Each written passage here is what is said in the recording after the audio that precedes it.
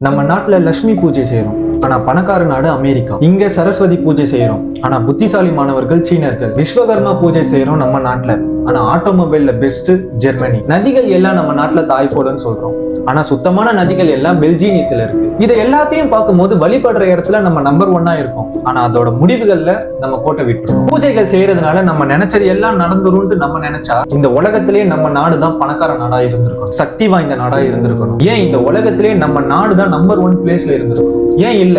இப்போ ஒரு உதாரணத்துக்கு ஒண்ணு கேட்கிறேன்.